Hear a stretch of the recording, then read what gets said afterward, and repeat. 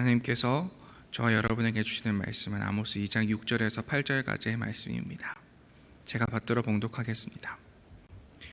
여호와께서 이와 같이 말씀하시되 이스라엘의 서너 가지 죄로 말미암아 내가 그 벌을 돌이키지 아니하리니 이는 그들이 은을 받고 의인을 팔며 신 한 켤레를 받고 가난한 자를 팔며 힘 없는 자의 머리를 티끌 먼지 속에 발로 밟고 연약한 자의 길을 굽게 하며 아버지와 아들이 한 젊은 여인에게 다녀서 내 거룩한 이름을 더럽히며 모든 제단 옆에서 전당 잡은 옷 위에 누우며 그들의 신전에서 벌금으로 얻은 포도주를 마심이니라. 아멘. 오늘 아모스 2장 말씀을 가지고 나의 이름을 더럽혔다라는 제목으로 하나님 말씀 나누도록 하겠습니다.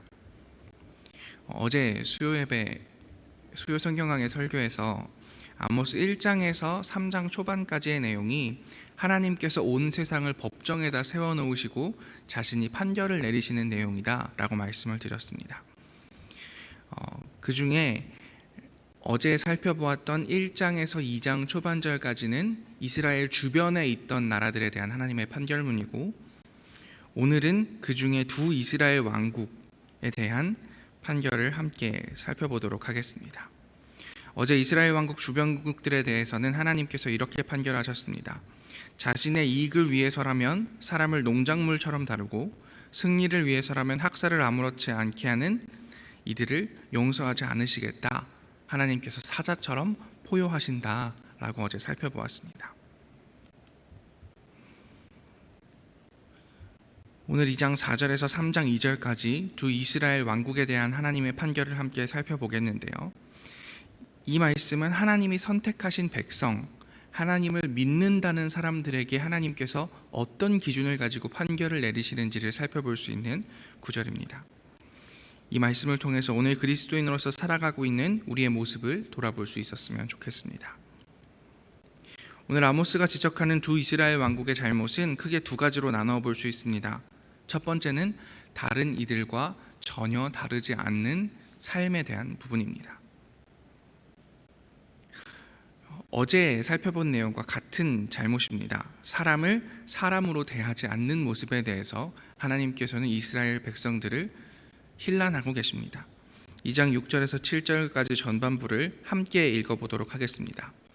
나 주가 선고한다. 이스라엘이 지은 서너 가지의 죄를 내가 용서하지 않겠다. 그들이 돈을 받고 의로운 사람을 팔고 신 한 켤레 값에 빈민을 팔았기 때문이다. 그들은 힘없는 사람들의 머리를 흙먼지 속에 쳐넣어서 짓밟고 힘 약한 사람들의 길을 굽게 하였다. 아멘. 하나님을 믿는다는 이스라엘 사람들도 그 주변의 나라들과 별반 다를 바가 없었습니다.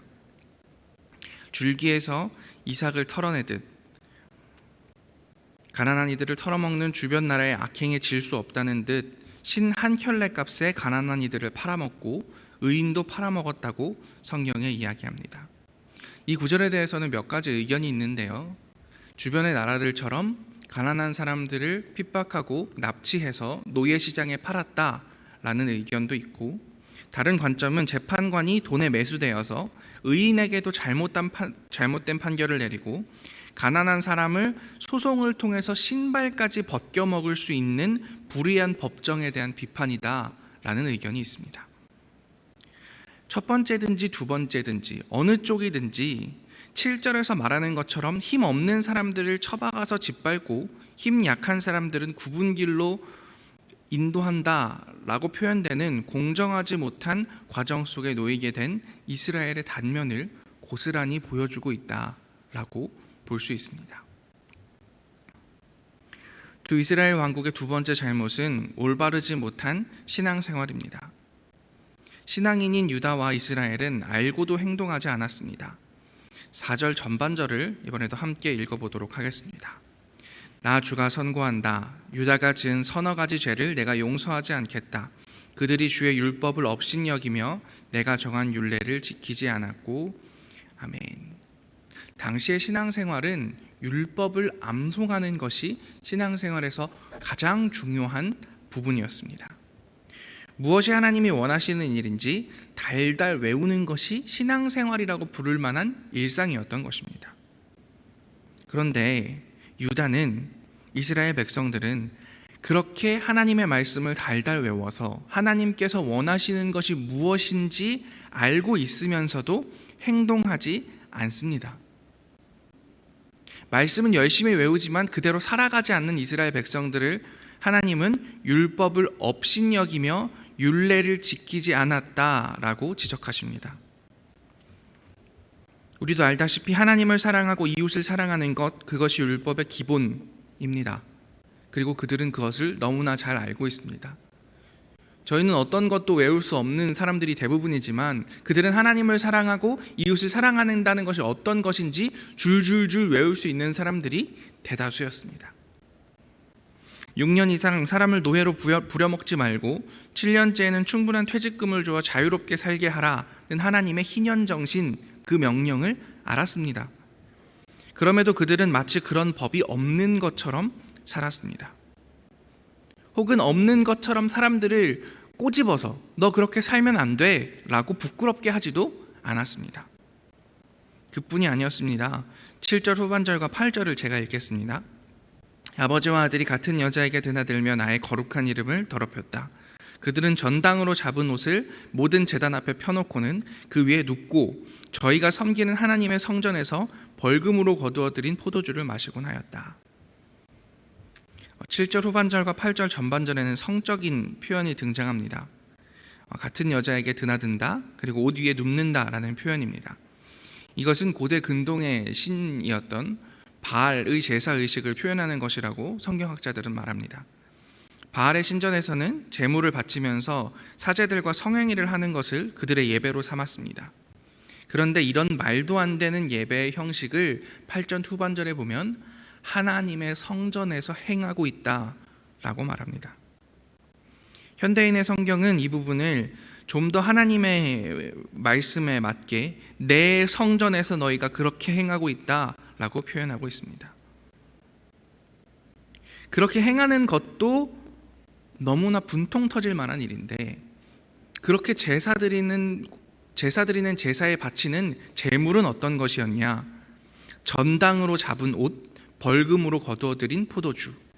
그러니까 가난한 사람들의 것을 고리대금업해서 전당 잡아서 가져온, 불법적으로 법에 맞지 않게 불법을 저질렀다라고 가난한 사람들을 올가매어서 그들에게서 거둔 벌금, 그것을 가지고, 그 재물을 가지고 하나님께 재물을 바치는 말도 안 되는 예배를 드리고 있었다는 것입니다. 바알은 풍요의 신이었습니다. 그와 반대로 하나님은 자신을 소개하실 때 스스로 있는 자로 소개하십니다.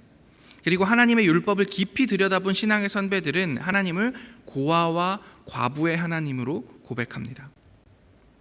그런데 이스라엘의 사람들은 하나님을 이스라엘의 바알로, 그냥 스스로 있는 자나 고아와 과부의 하나님으로는 만족하지 못하고 나의 풍요를 채워줄 신, 나를 더 풍요롭게 만들어준 신으로 만들고 싶었던 모양입니다.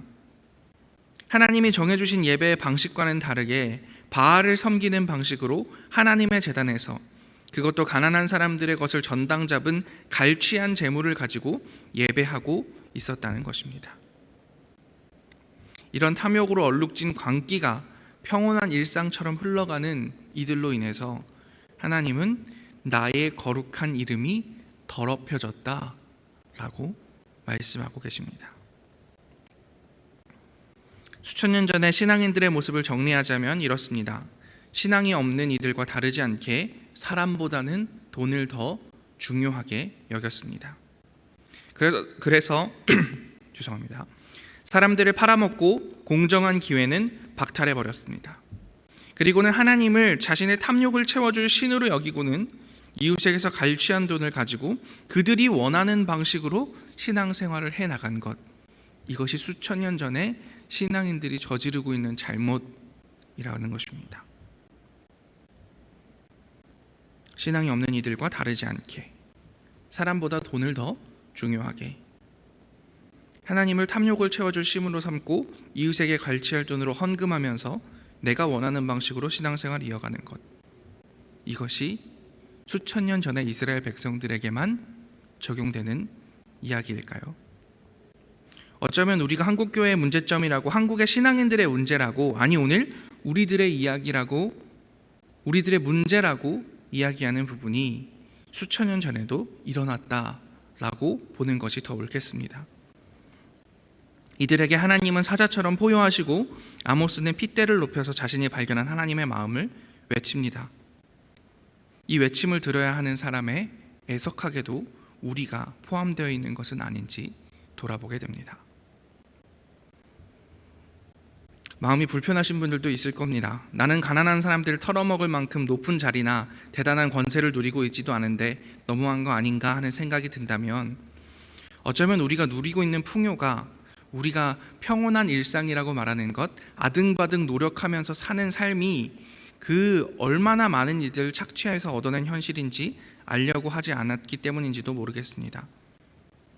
우리가 소비하는 것들의 원료의 대부분은 삶이 어려운 나라의 노동자들과 농부들, 특히 여인들과 어린이들의 노동 착취로 얻어집니다. 원료가 생산물이 되는 과정에서도 많은 이들의 노동력이 하찮은 보상과 맞바꾸어질 뿐 아니라 그 과정에서 나오는 유독한 부산물들에 그들의 삶의 터전이 노출되기 마련입니다. 그뿐일까요? 우리가 버린 것들이 가진 것이라고는 공간뿐인 이들의 터전을 쓰레기장으로 만들고 있으니 우리의 안락함은, 우리의 편안함은 누군가의 머리를 흙먼지에 쳐박아 짓밟아야지만 서 있을 수 있는 것일지도 모릅니다. 그러면서도 우리는 하나님을 우리의 삶을 더 안락하게, 더 평온하게, 더 풍요롭게 만들어줄 신으로 만들고 싶어 합니다. 이러한 이들을 돌보아라, 이러한 이들을 위해서 너희가 희생하라 라는 하나님의 명령에도 불구하고 자신이 원하는 방식으로 신앙생활하고 싶어 합니다. 무엇이 하나님의 명령입니까? 신명기 15장 10절에서 11절 말씀입니다. 여러분은 아낌없이 도와주고 인색한 마음을 품지 마십시오. 그러면 여러분의 하나님 여호와께서 여러분이 하는 모든 일에 복을 주실 것입니다. 여러분 중에는 언제나 가난한 사람이 있기 마련입니다. 그래서 내가 여러분에게 가난한 사람을 아낌없이 도와주라고 명령하는 것입니다. 아멘. 아낌없이, 마치 하나님께 하듯이 우리보다 힘겨운 이들에게 하는 것이 성경이 말하는 하나님의 말씀대로 사는 것인데, 우리의 삶은, 우리의 소비는, 우리의 생각은, 우리의 행동은 어디에 있을까요? 우리의 삶을 돌아봅시다. 하나님이 오늘 우리의 삶을 판결하신다면, 하나님께서 오늘 나의 소비를, 나의 행동을, 나의 신앙생활을 판결하신다면 그 판결문에는 무슨 말이 써 있을까요? 혹시나 수천 년 전에 신앙인들이 들었던 나의 거룩한 이름을 더럽혔다라는 말이 오늘 우리의, 나의 삶을 피해갈 수 있을까요? 마음이 무겁습니다. 그렇다고 갑자기 우리의 삶을 포기할 수는 없으니 말입니다. 바나바 선생님처럼 전 재산을 어려운 이들을 위해서 갑자기 드릴 수도 없고, 삭개오 선생님처럼 가진 것 절반을 팔아서 가난한 사람들에게 주겠다고 말할 수도 없습니다. 다만 조금씩이라도 더 우리의 욕망의 크기를 줄이고 탐욕의 현실에 눈뜨고 소리 지르면서 더 많이 바꾸고 더 많이 나누어 갈 수 있었으면 좋겠습니다. 그럴 때에 우리의 삶이, 우리의 신앙생활이 나의 거룩한 이름을 더럽혔다가 아니라 너희로 인하여서 하나님 나라가 시작되었다, 나의 거룩이 땅에 떨어지지 않았다, 하나님의 칭찬 받을 수 있는 우리들의 삶이 될 수 있을 것이라고 믿기 때문입니다. 이러한 삶이 여러분들의 삶 가운데 이루어지시는 하루 되기를 간절히 기도하겠습니다. 함께 기도하겠습니다. 하나님, 오늘 아모스 선지자가 하나님 말씀을 대언하면서 이스라엘 사람들, 신앙인들을 비판한 말씀을 함께 들으면서 우리의 삶을 돌아보았습니다. 우리가 하나님의 이름을 더럽힌 신앙인들 되지 않을 수 있도록 인도하여 주십시오. 우리의 삶에서 더욱더 정의로운 경제생활, 정의로운 삶을 이루어나갈 수 있도록 노력하며 우리의 신앙생활이 나의 욕망을 이루는 것이 아니라 하나님의 뜻을 이루는 신앙생활 될 수 있도록 우리를 붙잡아 주시고 역사하여 주시옵소서. 이 모든 말씀 예수님 이름으로 기도합니다. 아멘.